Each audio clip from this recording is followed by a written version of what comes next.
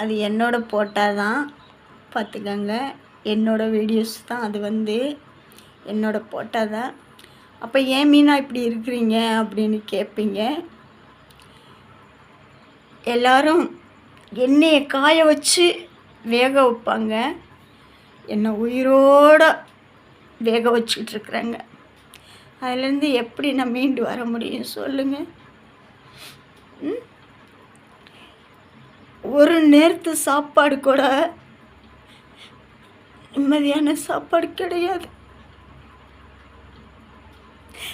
அப்போ நான் எப்படி இருக்க முடியும் சொல்லுங்கள்? என்னோடய வாழ்க்கையை இழந்துட்டேன். அதனால தான் எங்கேயாச்சும் குண்டி கழுவி கூட சாப்பிட்றலாங்க.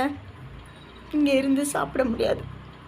அதுக்கு எங்கனையாச்சும் போய் இவங்க என்னை விரட்டணுங்கிற ஒரு முடிவு பண்ணிட்டாங்க.